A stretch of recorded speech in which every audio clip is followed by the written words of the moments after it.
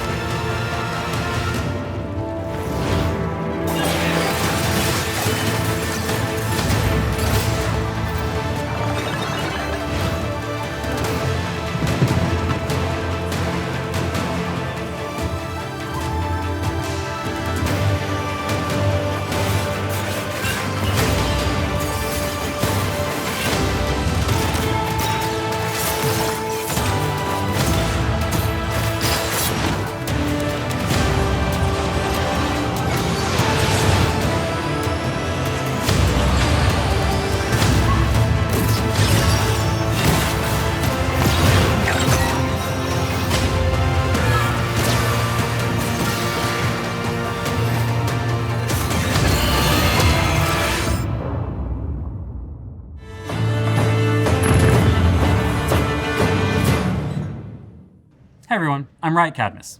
Long time no see gamers, I'm Riot Flux. We're here to talk a bit more about the ARAM changes that you just saw. In Act 2, we're going to be adding multiple maps to ARAM. After Champ Select, when you load in, you'll randomly get one of three maps. The classic Howling Abyss, an old favorite, the Butcher's Bridge, and an all-new Spirit Blossom themed map, Cushions Crossing. Our goal with introducing more maps to ARAM is to bring more excitement and variety to each game without fundamentally changing what you all love about the mode. That said, we do have some unique additions to the new maps that we want to go over. We'll start with the newest map. The most notable change we've added, other than the whole visual reskin, are the Spirit Blossom portals. They'll be replacing Hex Gates, but we won't just have them take you from your base to your outermost turret. We also added some portals to the center of the map, so you can use them to try to make the outplay of a lifetime, or simply get outplayed. We can't wait to see the creative ways you'll find to use them. Additionally, we made some terrain adjustments to the middle of the map, to make fights feel a little bit different than they do in the Howling Abyss, while still remaining an all-out ARAM fiesta. Just to manage expectations, we're experimenting with this as a season-themed map, so let us know how you like it. Moving over to the Butcher's Bridge. We know a lot of longtime ARAM enjoyers have fond memories of the old event map, and so do we. It's something that many of you have asked us to bring back. So we're bringing it back. And we even killed Gangplank again. No. We're not shipping that. Oh, No, just... Welcome back to the scenic haunting depths of Bilgewater, where you can become a pirate and maybe enjoy a power flower or two. Inspired by Arena, these power flowers refund your cooldowns and give you some shielding, but they won't heal you. They grow in a new, small alcove located in the center of the bridge. We added them to be a new incentive to start fights, similar to health relics, which should keep things from being too stale for too long. Don't worry though, they aren't as powerful as they are in Arena, so they shouldn't impact the outcome of a fight unless it comes down to the smallest of margins.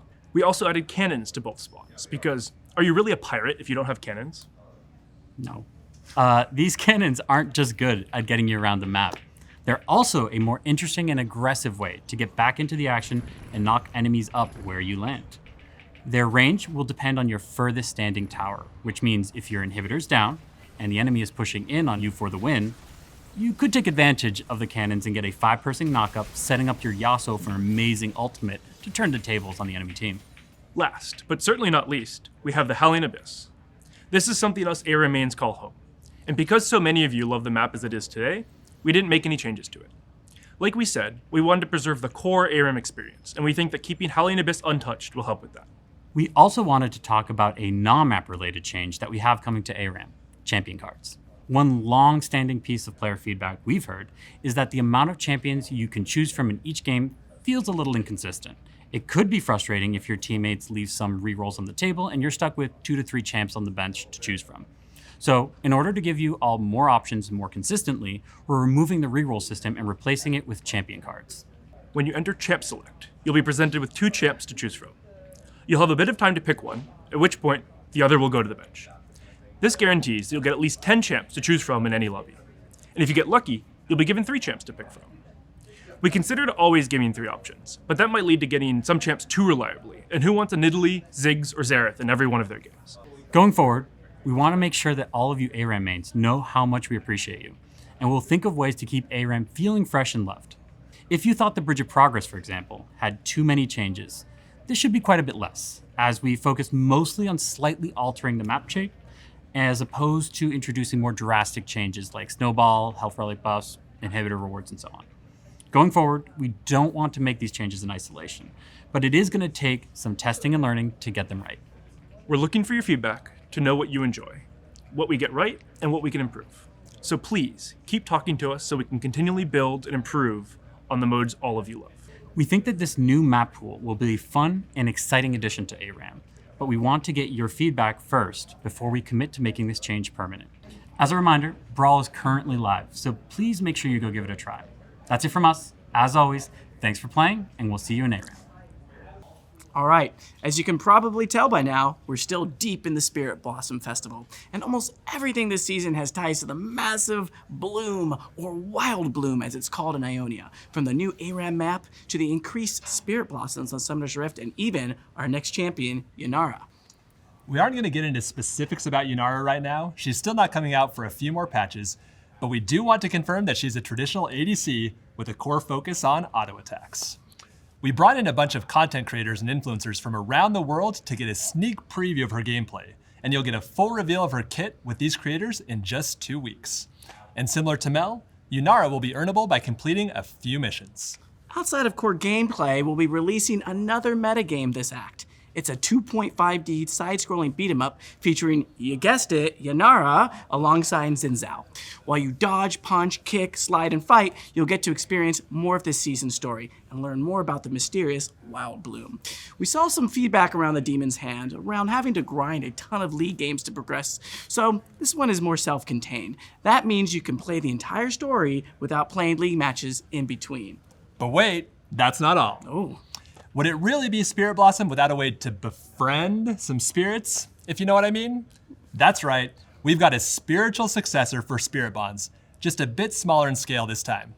This year's version will allow you to connect with some new spirits and earn their favor by simply playing League and completing champion-specific missions. And when you've earned enough favor, you'll get a little reward from each spirit, like a nice, firm handshake. Oh yeah, all right. Okay. The Courtyard is unlocked after you complete the beat-em-up metagame, and just like last time, it does require League gameplay to progress. Now, we know that visual novels and relationship-based games might not be everyone's cup of tea, and that's fine. In general, we want to continue to experiment with these metagames, so we'll keep trying different cadences, genres, and styles to make sure we're creating something for everyone over time. With that, I'll hand it over to Matt and Drew to talk about griefing and inting. Hey everyone, I'm Riot Froxon. And I'm Just a Capybara. As a recap, in the last dev update, we announced we are updating our systems to better detect and penalize disruptive behaviors like inting and griefing. So this time, we're back to let you know how this update went.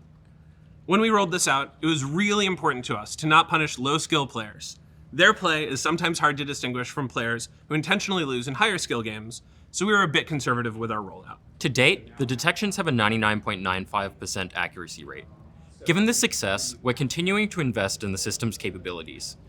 We'll also start holding higher skill games to a higher standard, since we know Diamond players don't ghost back to lane like Iron players might.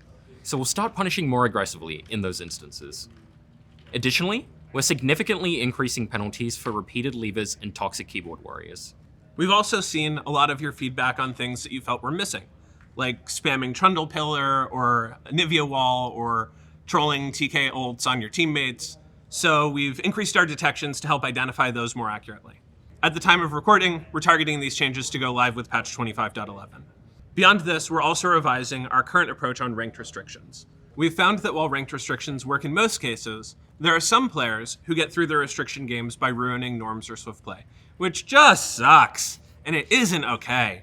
While this percentage is low, we just don't think this behavior has any place in the game. So we'll be punishing ranked offenders with aggressive queue delays.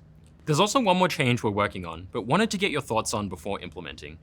We're looking at adding a new feature to automatically terminate games if egregious game-ruining behavior is detected. This means 9 people won't have to have their time wasted by a single player intent on trolling, similar to how Vanguard currently works for cheaters. We also wanted to take a moment to acknowledge some feedback we've seen on the honor system. We know it's frustrating to see that you're about to be demoted when you haven't changed how you play or how you interact with other players. This is due to some under-the-hood changes we made to the system back in patch 25.04. Since we released these changes, we changed how honor is evaluated in a way that doesn't line up with your expectations. So we'll be looking to iterate and improve on the experience in the coming months. While we're working on these improvements, nothing will change with Hextech chest distribution today. But as we mentioned when chests returned, we still fully intend on having some only earnable through higher honor levels in the future. But we have to get the system right before doing that. We know having positive players in your games is something all of us care a lot about. So expect to hear more from us about honor in a future dev update later this year. Until then, thanks for staying positive. And if you're not, prepare to be Eliminated. And just around the corner, we have MSI that starts on June 27th. This year, we'll be bringing pick'ems to MSI for the first time ever. So make sure you do your research and lock in before the first match. Let's see if someone will finally submit a perfect bracket, which won't be me. We're also excited to test out a new way to celebrate the team that wins MSI this year. The week after the final match, we'll be putting the skins that the winning team used during the finals on sale. We'll create a bundle for each role that contains the skins used with an even deeper discount. For example, the top lane bundle. So let's hope that we go to a full 5 games for maximum skins. Check out patch notes for more details. Excited for that, Brett.